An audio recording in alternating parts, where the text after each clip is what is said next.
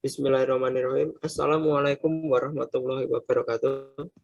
Kami dari kelompok 6 mata kuliah Ekonomi Islam yang beranggotakan Ahmad Fauzidian, Aina Yarifita, Dewi Narianti, Fitriana Ade, dan Iqbal Dwi Nur Muhammad akan mempresentasikan mengenal pasar modal syariah yang diampu oleh Bapak Dr. Andes Berjo Santoso. Langsung saja kita mulai presentasi kali ini yang akan dijelaskan oleh Mbak Fitriana.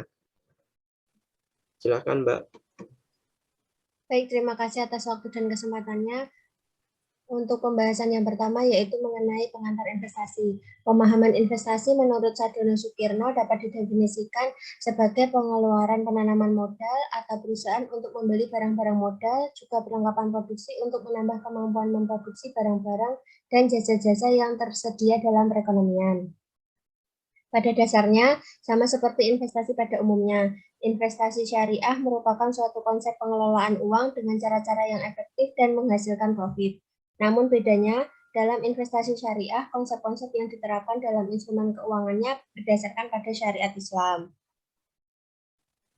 Sebagaimana dalam Quran surat An-Nisa ayat 9 yang artinya, dan hendaklah takut kepada Allah orang-orang yang seandainya meninggalkan di belakang mereka anak-anak yang lemah, yang mereka khawatir terhadap kesejahteraan mereka. Oleh sebab itu, hendaklah mereka bertakwa kepada Allah dan hendaklah mereka mengucapkan perkataan yang benar.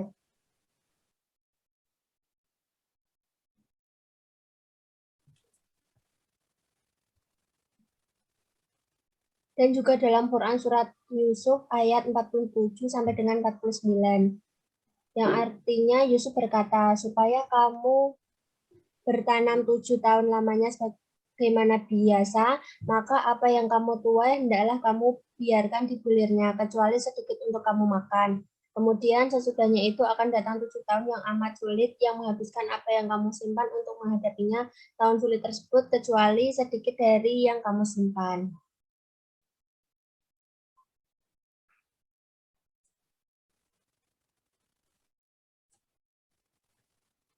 Dalam slide ini menjelaskan mengenai beberapa pilihan investasi yang menarik yang dapat dipilih. Pilihan pertama yaitu dengan asumsi setor minimal 1 juta mendapatkan bonus 5% per bulan dan mendapatkan bonus 10% jika mendapatkan member baru. Pilihan investasi yang kedua dengan asumsi investasi 100 juta selama 12 bulan untuk mendapatkan return 30% per bulan dan maksimum tidak terbatas. Sedangkan pilihan investasi yang ketiga dengan asumsi investasi sebesar 1 juta di bulan pertama dan bulan kedua sampai dengan bulan ketiga mendapatkan 1 juta rupiah.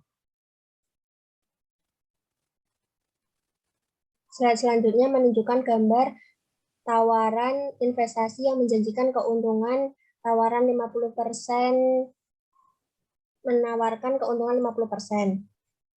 Perlu diketahui dengan baik, memang tidak semua tawaran investasi yang menjanjikan keuntungan menarik tergolong investasi bodong atau investasi penipuan. Namun, sebaiknya kita juga tetap waspada jika mendapatkan tawaran semacam ini. Sehingga kita juga harus mengetahui cara yang paling mudah untuk mengenali karakteristik utama penipuan dalam hal investasi. Di antaranya, yang pertama, keuntungan atau return yang ditawarkan terlalu tinggi, artinya tidak masuk akal atau dalam jumlah yang tidak bisa dipastikan. Yang kedua, produk investasi yang ditawarkan selalu berbalut janji atau jaminan berupa instrumen tertentu, seperti emas, giro, atau dijamin pihak tertentu yang terdengar menjanjikan. Yang ketiga, periksa legalitas lembaga atau perusahaan investasi. Yang keempat, mengamati bentuk dan cara pemasaran produk investasi dengan cermat. Yang selanjutnya yaitu jangan sembarangan menyerahkan dana dan mengumpulkan sebanyak-banyaknya informasi tentang investasi.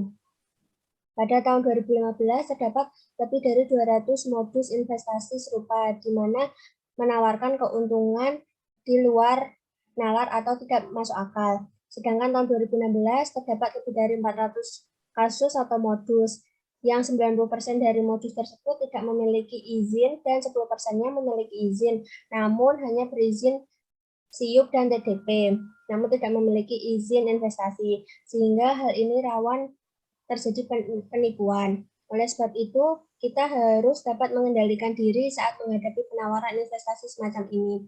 Disarankan untuk melakukan perhitungan secara sederhana untuk memperkirakan apakah tawaran investasi tersebut bisa diterima oleh akal atau tidak.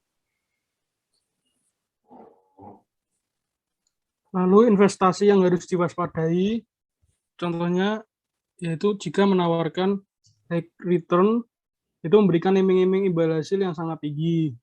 Lalu yang kedua, free risk, yaitu menjamin investasi tidak memiliki risiko investasi. Lalu high incentive, itu pemberian bonus dan cashback yang sangat besar bagi konsumen, yang bisa merekrut konsumen baru. Lalu unfair, yaitu penyalahgunaan testimoni dan dari para tokoh masyarakat atau pejabat. Lalu big promise, yaitu janji kemudian untuk menarik kembali aset yang diinvestasikan dan jaminan keamanan aset yang diinvestasikan. Lalu selanjutnya guaranti, yaitu jaminan pembelian kembali tanpa pengurangan nilai. Lalu selanjutnya, apa itu pasar modal? Menurut Undang-Undang tentang Pasar Modal, pengertian pasar modal adalah kegiatan yang bersangkutan dengan penawaran umum dan perdagangan efek. Perusahaan publik yang berkaitan dengan efek yang diterbitkannya, serta lembaga dan profesi yang berkaitan dengan efek. Kegiatan utama pasar modal adalah tempat di mana terdapat kegiatan pasar untuk berbagai instrumen keuangan jangka panjang yang bisa diperjualbelikan, baik dalam bentuk utang, ekuitas, instrumen derivatif, maupun instrumen lainnya. Instrumen keuangan jangka panjang antara lain saham, obligasi, warrant, right, obligasi, konvertible, dan berbagai produk turunannya. Secara umum, artian pasar modal adalah suatu sistem keuangan yang terorganisasi, termasuk dalamnya adalah bank-bank komersial dan semua lembaga perantara di bidang keuangan, serta keseluruhan surat-surat berharga yang beredar. Perbandingan return, yaitu yang biasanya return atas saving atau tabungan deposito lebih rendah dari return yang dijanjikan oleh investasi yang terdiri dari reksadana, saham, dan sektor real.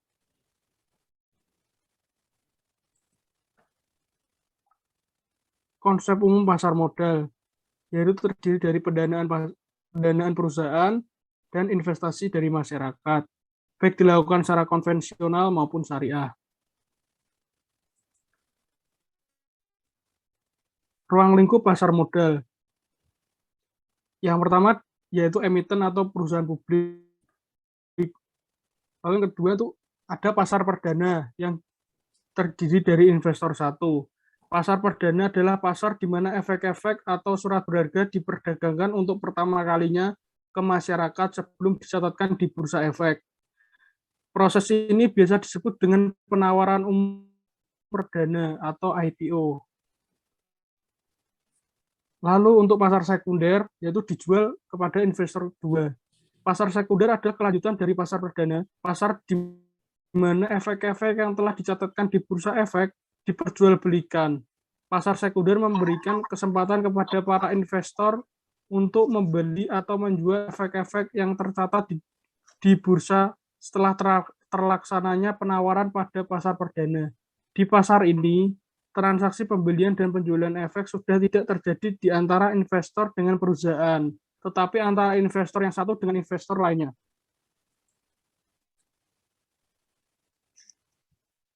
Selanjutnya, saya akan menjelaskan tentang struktur pasar modal.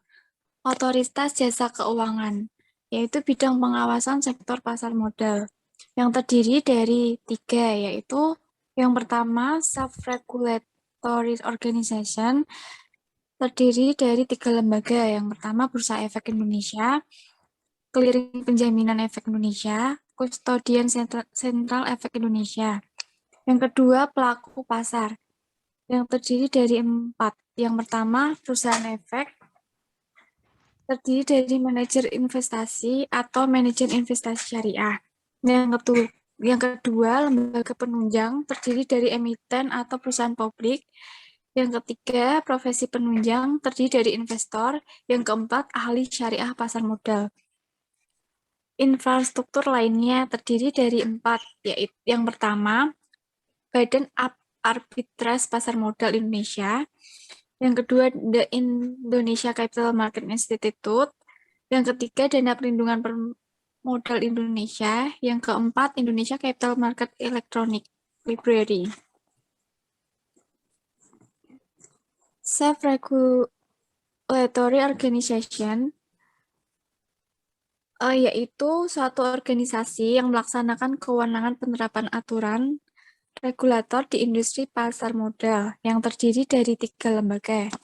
Yang pertama, Bursa Efek Indonesia untuk menyelenggarakan perdagangan efek yang teratur, wajar, dan efisien. Menyediakan sarana pendukung serta mengawasi kegiatan anggota Bursa Efek.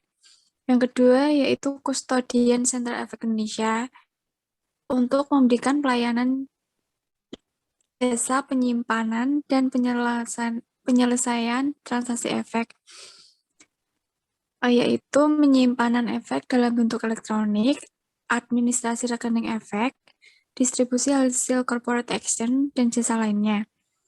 Yang ketiga, Clearing Penjaminan Efek Indonesia untuk melaksanakan clearing dan penjaminan transaksi bursa yang teratur, wajar, dan efisien, dan menjamin penyerahan secara fisik, baik saham maupun uang. Dari 3 lembaga ini bertugas untuk menjalankan roda kegiatan pasar modal Indonesia. Emiten dan perusahaan publik. Emiten yaitu pihak yang melakukan penawaran umum untuk kegiatan penawaran efek yang dilakukan untuk penjualan efek kepada masyarakat. Perusahaan publik terdiri dari perseroan, sahamnya telah dimiliki sekurang-kurangnya oleh 300 pemegang saham, dan modalnya disetor minimal 3 miliar. Perusahaan efek. Perusahaan efek adalah pihak yang melakukan kegiatan usaha sebagai penjamin emisi efek, perantara pedagang efek, dan atau manajer investasi. Dalam penjaminan emisi efek, terdiri dari 3 lembaga, yaitu penjamin emisi efek. Penjamin emisi efek itu pihak yang membantu emiten dalam melakukan penawaran umum, full commitment atau base effort. Yang kedua, perantara perdagangan efek, pihak yang melakukan kegiatan usaha jual beli efek untuk kepentingan sendiri atau pihak lain. Yang ketiga, manajer investasi, pihak yang mengelola portofolio efek atau investasi kolektif untuk sekelompok nasabah. Yang selanjutnya saya akan menjelaskan mengenai lembaga penunjang pasar modal. Terdapat 4 lembaga penunjang pasar modal. Yang pertama yaitu wali amanat. Wali amanat merupakan pihak yang mewakili kepentingan pemegang efek yang bersifat utang dan sukuk. Dapat dilakukan oleh bank umum, namun wajib terdaftar dahulu di OJK. Yang kedua yaitu pemeringkat efek. Melakukan kegiatan pemeringkatan atas efek yang bersifat utang, sukuk, EBA, dan lain-lain, wajib mendapatkan izin usaha di OJK. Untuk yang ketiga yaitu kustodian, merupakan pihak yang memberikan jasa penitipan efek, dapat dilakukan oleh bank umum dan wajib mendapatkan persetujuan di OJK. Yang keempat yaitu Biro Administrasi Efek, merupakan pihak yang melaksanakan pencatatan dan pembagian hak terkait dengan efek, wajib mendapatkan izin di OJK. Terdapat 4 profesi penunjang pasar modal. Yang pertama ada akuntan publik, notaris, penilai, dan konsultan hukum. Ada 5 syarat untuk profesi tersebut.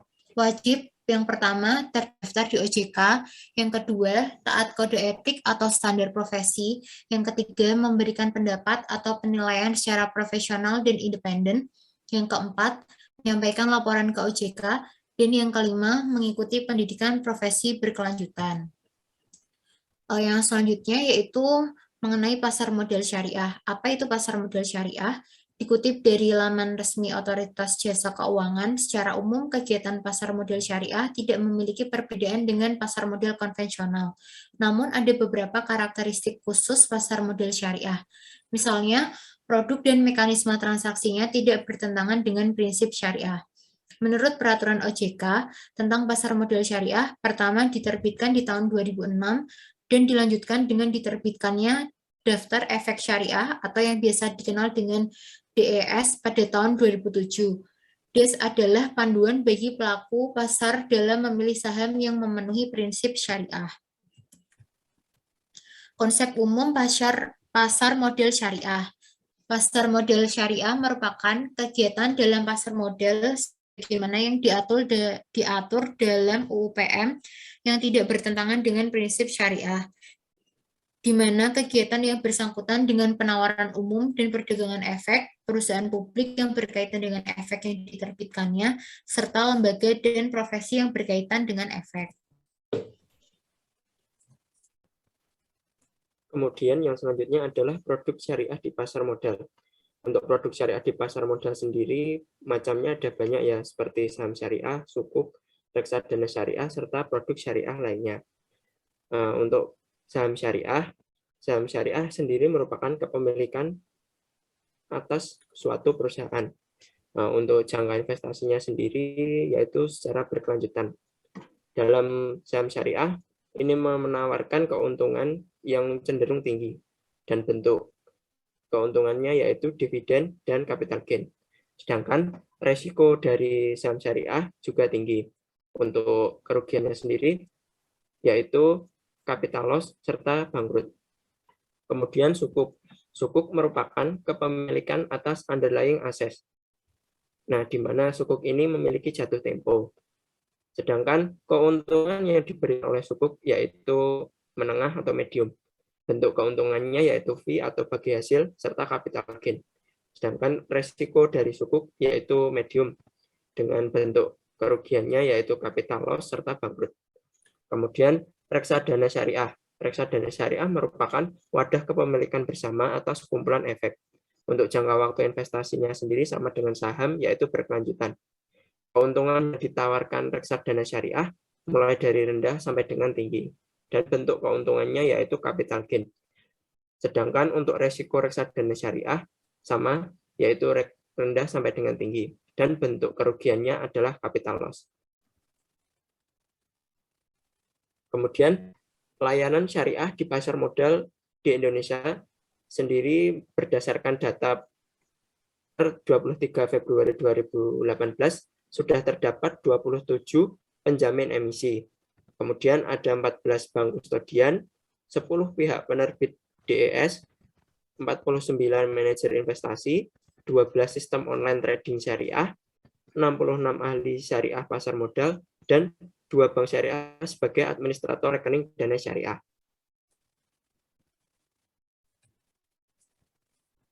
Kemudian ahli syariah pasar modal.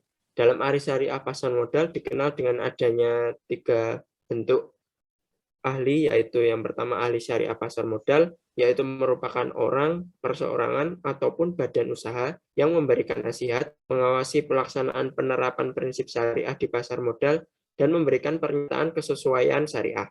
Kemudian ada Dewan Pengawas Syariah yang bertugas untuk mengawasi, memberikan nasihat, dan memberikan saran terkait pemenuhan prinsip syariah di pasar modal dan terhadap pihak yang melakukan kegiatan syariah di pasar modal. Kemudian ada tim ahli syariah, yaitu tim yang bertanggung jawab untuk terhadap produk atau jasa syariah yang diterbitkan oleh suatu perusahaan.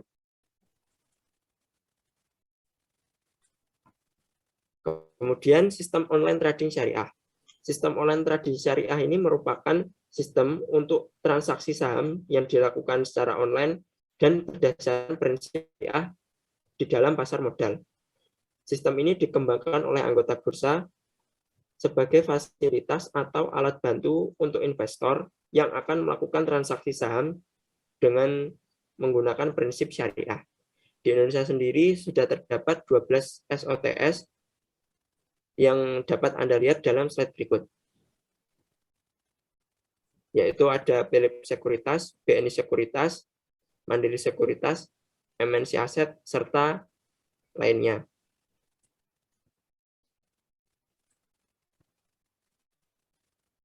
Nah, untuk Anda yang ingin berinvestasi dalam syariah, di Indonesia sendiri sudah ada banyak penerbit efek syariah, seperti Spring Investment, Bahana, Manulife Asset Management, Mandiri Investment, ataupun yang lainnya yang dapat Anda pilih sesuai dengan keinginan Anda. Oke lah, terima kasih untuk presentasi ini. Kami rasa sudah semua materi yang kami tampilkan. Terima kasih atas partisipasi Anda dalam presentasi kali ini. Kurang lebihnya kami dari kelompok 6 meminta maaf. Wassalamualaikum warahmatullahi wabarakatuh.